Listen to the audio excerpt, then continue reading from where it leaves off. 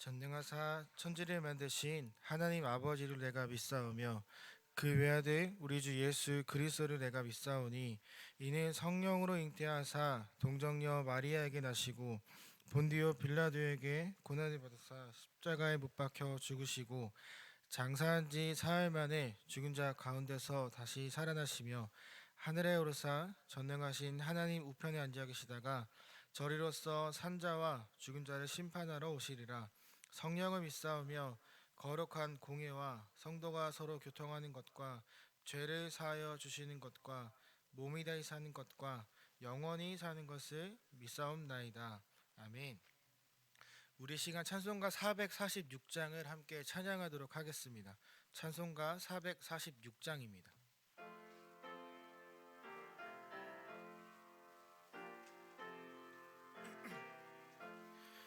주 음성에는 참 기쁨 없도다.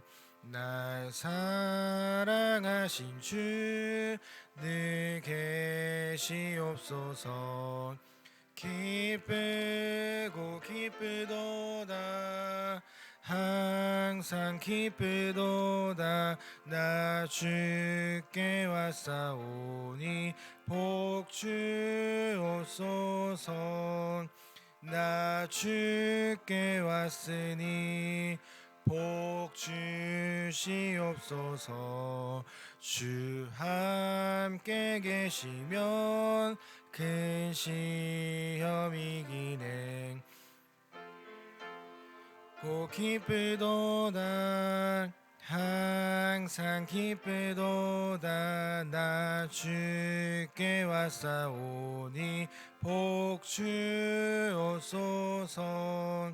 주 떠나가시면 내 생명 헛되네.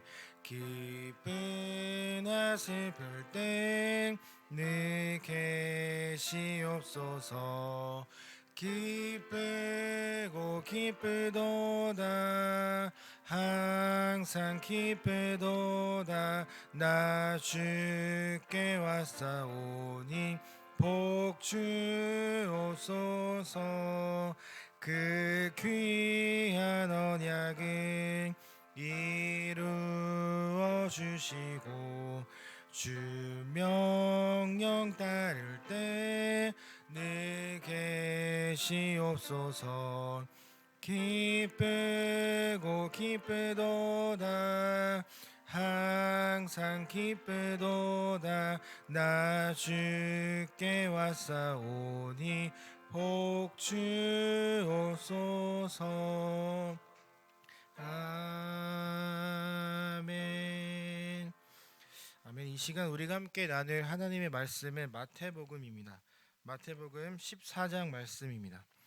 마태복음 14장 13절에서 21절의 말씀을 함께 교독하도록 하겠습니다. 신약성경 23페이지에 있는 14장 13절부터 21절을 교독하도록 하겠습니다. 제가 먼저 읽겠습니다. 예수께서 들으시고 배를 타고 떠나사 따로 빈들에 가시니 무리가 듣고 여러 고을로부터 걸어서 따라간지라. 큰 무리를 보시고 불쌍히 여기사 그 중에 있는 병자를 고쳐 주시니라. 저녁이 되매 제자들이 나와 이르되 이곳은 빈들이요 때도 이미 저물었으니 무리를 보내어 마을에 들어가 먹을 것을 사 먹게 하소서. 제자들이 이르되 여기 우리에게 있는 것은 떡 5개와 물고기 2마리뿐이니이다. 이르시되 그것을 내게 가져오라 하시고 무리를 명하여 잔디 위에 앉히시고 떡 5개와 물고기 2마리를 가지사 하늘을 우러러 축사하시고 떡을 떼어 제자들에게 주시매 제자들이 무리에게 주니 12바구니 차게 거두었으니. 함께 읽겠습니다. 먹은 사람은 여자와 어린이 외에 5,000명이나 되었더라. 아멘. 이 시간 예배 자리에 나오시면서 여러분의 성도님께서 1,000번째 헌금을 또 한 분의 성도님께서 감사 헌금을 드리셨습니다. 감사의 제목을 나누겠습니다. 모든 것이 하나님의 은혜였습니다. 감사합니다. 아멘. 오늘 우리가 함께 나눌 이 오병이어 말씀은 아마 한 번 이상씩은 다 들어보셨을 내용입니다. 근데 우리가 이 오병이어를 이해하기에 앞서서 그 전에 있었던 이야기를 반드시 이해해야만 합니다. 그 오병이어는 앞선 내용에 대한 이해가 반드시 있어야지만 이것에 숨겨져 있는 또 하나의 뜻을 우리가 발견할 수 있게 되기 때문입니다. 이 오병이어 사건 앞에는 헤롯 안디바라는 왕이 등장을 합니다. 그가 모든 사람들을 불러 모아놓고 그 자리에서 큰 잔치, 연회를 엽니다. 그런데 그 앞에 그녀의 딸이 나와서 춤을 추게 됩니다. 그리고 술에 잔뜩 취했던, 그리고 딸의 춤이 너무나 흡족했던 이 헤롯 안디바는 그 딸에게 원하는 것을 들어주겠다라고 이야기를 합니다. 그리고 그 딸이 원했던 것은, 사춘기의 10대 소녀였던 그 딸이 원했던 것은 세례 요한의 목이었습니다. 세례 요한의 목을 잘라서 쟁반에 담아서 나에게 가져다 달라라고 이야기를 합니다. 술에 너무 취했던 헤롯 왕은 그 이야기를 듣고 술에 깨었으나 자신이 뱉은 말을 지켜야 했기 때문에 결국 세례 요한을 죽이고 쟁반에 담아 그 딸에게 가져다 주었습니다. 그리고 그 딸은 그 쟁반에 담긴 머리를 들고 어머니에게 가져다 주는 그러한 사건이 일어나는 것이 바로 앞선 이야기입니다. 헤롯은 세례 요한을 죽일 때 굉장히 두려워했습니다. 왜냐하면 세례 요한이 갖고 있던 영향력과 그의 설교가 너무나 많은 사람들을 움직였기 때문에 그를 죽이는 게 굉장히 부담이 되어서 감옥에 오랫동안 가두어 두었습니다. 그런데 그가 세례 요한을 죽입니다. 그리고 나서 그 죄책감과 두려움을 갖고 살아가고 있는데 한 사람에 대한 이야기가 들립니다. 그는 세례 요한처럼 사람들에게 말씀도 전하고 기적도 보이고 또 많은 영향력을 보이는 사람이었습니다. 앞선 2절을 보면 헤롯 왕은 죽었던 세례 요한이 다시 살아났다라고 말할 정도로 세례 요한과 같은 어떤 영향력을 보이던 사람이었습니다. 그 사람은 예수 그리스도였습니다. 헤롯은 자신을 지켜보고 자신이 또 이렇게 예수님을 주목하고 있다는 사실을 조금씩 알리게 되었고, 예수님의 그 헤롯 왕의 시선을 피해 아무도 없는 빈들로 가게 되십니다. 그러니까 그 앞선 내용은 세상에서 가장 화려하고 먹을 것이 많았던 곳에 대한 이야기라면, 이제 오늘 우리가 함께 나눌 이 본문은 아무것도 없는 텅 비어버린 빈들에서 일어나는 이야기라는 것이죠. 그러니까 오병이의 앞사건은 굉장히 화려했던 이야기입니다. 하지만 연이어 이어지는 오늘의 본문은 아무것도 없는 텅 빈 곳이라는 거죠. 그러니까 두 가지가 대조되는 상황을 우리는 기억하고 이해해야만 합니다. 그래야 아무것도 없는 이 빈들에서 일어난 놀라운 기적 사건을 우리가 이해할 수 있기 때문이죠. 예수님께서 헤롯의 그 뜨거운 시선을 피하기 위해 빈들로 나가십니다. 조용히 제자들과 함께 시간을 보내며 그들에게 또 말씀을 가르치기 위해 길을 떠나십니다. 예수님이 배를 타고 떠났고 제자들이 길을 떠났다는 이야기가 사람들에게 들려옵니다. 사람들은 배를 타고 간 예수님을 따라잡기 위해 갈릴리 호수 옆을 뺑 돌아 따라가기 시작을 합니다. 그리고 예수님께서 내리신 그 선착장에 모두가 다 함께 도착합니다. 그들이 예수님을 찾아갔던 이유는 모두가 그들을 배척했고 모두가 그들을 미워했고 그들과 상종하지 않았기에 결국 그들에게 남은 건 예수님밖에 없었기 때문에 그들은 예수님을 찾아갈 수밖에 없었습니다. 그리고 예수님은 그들을 가만두지 않으셨습니다. 그들을 만나 날이 가도록 계속해서 치료하는 사건을 하셨습니다. 한참 시간이 지난 후에 저녁을 먹을 때가 되었고 제자들이 예수님에게 이렇게 말을 합니다. 예수님, 저녁을 구해야 합니다. 그러니 이들에게 내려가서 각 마을에서 먹을 것을 사 먹게 하면 좋겠습니다. 이거 굉장히 합리적인 이야기처럼 보입니다. 이 사람들은 급하게 예수님을 따라왔기 때문에 먹을 것을 충분히 챙기지 못했습니다. 점심 먹을 만한 그 양만 챙겨왔을 뿐 저녁을 먹을 음식이 없었던 거죠. 어떻게 보면 그들에게 마을로 내려가서 먹을 것을 사 먹게 하세요라는 것의 의미는 예수님 이제 그만하시죠. 이제 쉬셔야 됩니다. 내지는 이들도 먹고 살아야 되니 내려보내시죠라는 굉장히 일반적인 말처럼 보입니다. 그런데 예수님은 이 합리적인 이야기를 듣고 굉장히 비합리적인 말로 대답하십니다. 너희가 먹을 것을 주라. 굉장히 황당한 말씀입니다. 지금 이 빈들에는 성인 남자만 5천 명 그리고 어린아이와 여성들까지 합하면 최소 1만 명이나 있었다라고 이야기를 합니다.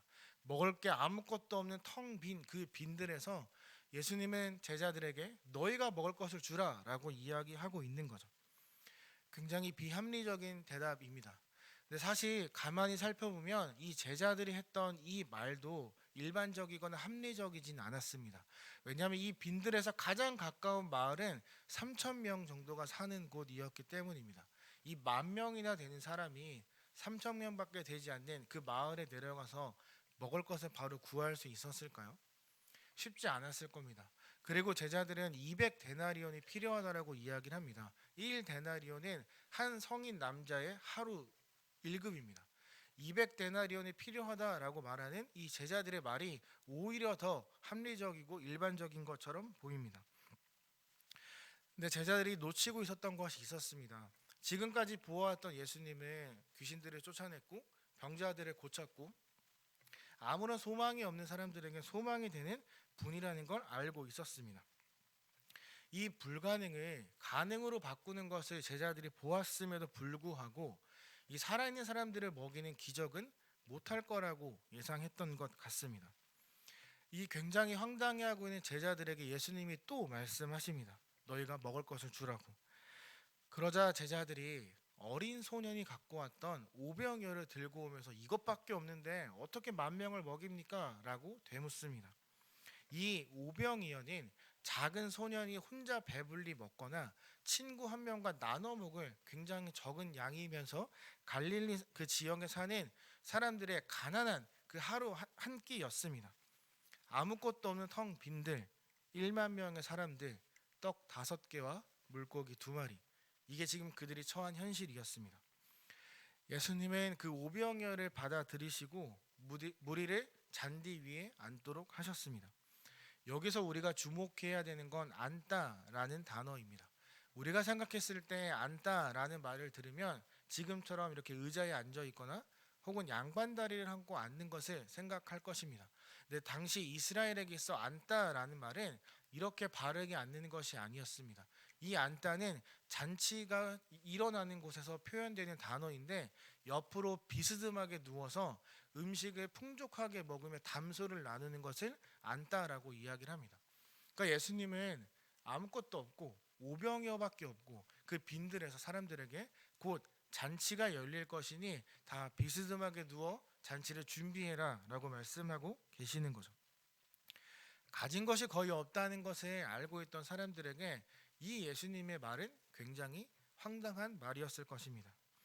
그런데 예수님은 그들이 어떤 생각을 하던지 신경 쓰지 않으시고 그것을 들어 하늘을 우러러 보시며 축사하십니다. 이 음식을 축복하신 것이 아니라 오병이어를 주신 하나님께 감사를 표현하고 있는 것이죠. 굉장히 이해가 되지 않는 모습입니다. 이거밖에 없는데 왜 하나님 앞에 이것 주셔서 감사합니다 라고 기도하고 있을까요? 오늘 본문을 자세히 보시면 갖다, 축사하다, 떼다, 주다 라는 말들이 나옵니다. 이것은 나중에 예수님께서 이 땅에 다시 오셨을 때 우리와 함께 하게 될 최후의 그 만찬에 대한 동사들입니다. 그러니까 예수님께서 우리 다시 이 땅에 오셔서 우리가 천국을 누리게 되면 경험하게 될 단어들을 미리 적어 두신 거죠. 아무것도 없는 그곳에서 갖다, 축사하다, 떼다, 주다 라는 이 단어를 사용하신 것은 그들에게 그리고 지금 이 세계를 살아가고 있는 우리들에게 예수님께서 오실 때 우리가 그렇게 풍족한 은혜를 누리게 될 것이다 라는 것을 먼저 보여주고 있는 것입니다. 또한 12바구니가 남았는데 모두 배불리 남은 조각 차다 라는 말이 나옵니다.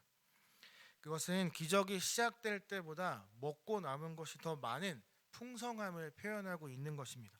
분명 없었습니다. 거의 없었습니다. 이 오병이어로 10,000명을 먹이는 건 불가능한 일입니다. 정말 말도 안 되는 일입니다. 예수님께서 그것을 해내셨습니다.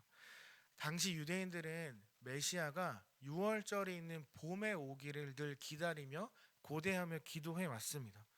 오늘 오병이어가 일어나고 있는 이 시기는 6월절에 있는 봄이었습니다.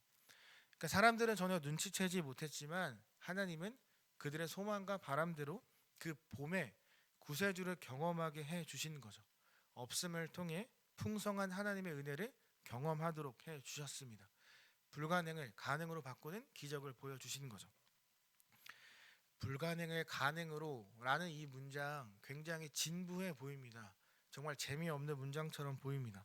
하지만 이 문장은 저와 여러분처럼 그리스도를 믿는 우리들이 반드시 붙들어야 하는 문장이기도 합니다. 왜냐하면 우리도 제자들도 스스로의 힘으로 어떤 필요를 채워낼 수 없는 존재들이기 때문입니다. 우리는 앞만 보고 열심히 걸어갑니다. 그 이야기는 우리는 우리의 시선이 닿는 곳들만 바라보고 그 시선의 영향을 많이 받고 살아간다는 것을 말합니다. 제자들은 눈을 들어 주위만 둘러보았습니다. 아무것도 없는 현실을 보고 낙담했습니다. 그리고 우리는 먹을 것을 줄 수 없다라는 결론을 내렸습니다. 수평적인 시선으로 내 시야에 들어오는 것만 보고 모든 가능성을 제한했습니다. 그들의 곁에는 예수 그리스도가 있었습니다. 모든 것들을 가능하게 해주는 분이 계셨음에도 불구하고 그들은 예수님과 눈을 마주치지 않았습니다. 예수님은 그런 제자들에게 그리고 우리들에게 우리의 시선이 닿는 이 수평적인 것들만 바라보는 것이 아니라 눈을 들어 하나님과 시선을 맞추어야 한다라고 말씀하고 계십니다. 우리가 또 제자들이 눈을 들어 하나님을 보지 않으니 우리와 같은 인간의 모습으로 이 땅에 오셔서 발을 딛고 우리와 함께 동일한 위치에 서서 눈을 마주치고 계셔 주시는 거죠. 하지만 그럼에도 불구하고 제자들은 그리고 우리들도 때론 예수님을 바라보지 못할 때가 덜어 있는 것 같습니다. 사랑하는 제가족 여러분, 오늘 이 오병이어 말씀을 통해 우리가 깨달았고 마음에 품어야 되는 것들은 아무것도 없어 보이고 또 답답해 보이고 혹은 기도에 대한 응답이 더뎌 보이는 것 같은 현실이라 할지라도 예수님께서 적극적으로 개입하시면 그것들이 응답이 된다는 것, 그리고 우리 안에 평안함을 끊임없이 주실 분이 예수 그리스도이심을 우리는 믿어야만 합니다. 그리고 오병이어 사건을 통해 혹 나의 시선도 이 제자들처럼 그리고 그 자리에 앉으셨던 1만 명의 사람들처럼 내 시선이 닿는 것들만 바라보며 이런 환경이나 이러한 상황들에 내가 눌리고 있진 않았는지, 상황들에 내가 두려워 떨고 있진 않았는지를 한번 살펴보아야만 할 것입니다. 그래서 예수님께서 말씀해 주시는 것처럼 우리도 눈을 들어 하나님을 바라보고 또 하나님과 시선을 맞추기 위해 노력하는 그런 오늘 하루가 되어야 할 것입니다. 만약에 우리의 시선이 수평을 향해 있었고 주위만 자꾸 둘러보고 있었다면 그 시선을 하나님께 꼭 돌려드릴 수 있는, 또 하나님과 눈을 마주치고 마음이 함께 통할 수 있는 그런 귀한 오늘 하루가 되기를 우리 간절히 함께 기도하며 또 소망하기를 바랍니다. 하나님과 시선을 맞추는 그 풍성한 은혜를 누리는 오늘 하루가 되시기를 예수님의 이름으로 축복합니다. 제가 기도하겠습니다. 하나님, 오늘 우리가 함께 이 자리에 또 모여서 말씀을 나누고 기도하는 시간을 갖습니다. 사랑하는 우리 성도님들이 입술을 열어 기도할 때마다, 아니 기도하기 어려운 상황이라 할지라도 그 마음을 아시는 하나님께서 마음의 위로를 주시고 또 함께 기도할 때 주님이 주시는 은혜를 풍성히 누리며 하나님과 시선을 맞출 수 있는 그런 귀한 시간이 되기를 간절히 소망하며 사랑이 많으신 예수님의 이름으로 기도합니다. 아멘. 하늘에 계신 우리 아버지여, 이름이 거룩히 여김을 받으시오며 나라의 임하옵시며 뜻이 하늘에서 이룬 것 같이 땅에서도 이루어지니이다. 오늘날 우리에게 일용할 양식을 주옵시고 우리가 우리에게 죄 지은 자를 사하여 준 것 같이 우리 죄를 사하여 주옵시고 우리를 시험에 들게 하지 마옵시고 다만 악에서 구하옵소서. 대개 나라와 권세와 영광이 아버지께 영원히 싸움나이다. 아멘. 우리 이 시간 함께 세 가지 공동의 기도 제목과 또 개인의 기도를 하나님 앞에 올려드리도록 하겠습니다. 첫 번째로는 춘계 구역 대신방을 통해 회복과 치유가 가득한 개인과 가정이 되게 하옵소서. 또한 온가족 토요 새벽 기도회를 통해 우리 가정과 자녀들이 주님의 은혜를 경험하게 하옵소서. 우리나라의 분열된 정치와 경제 어려움을 하나님께서 다스리시고 회복시켜 주옵소서. 이 세 가지 공동의 기도 제목과 개인의 기도를 하나님 앞에 올려드리도록 하겠습니다. 다 함께 기도하겠습니다. 이 시간에 우리가 함께 모였습니다. 사랑하는 우리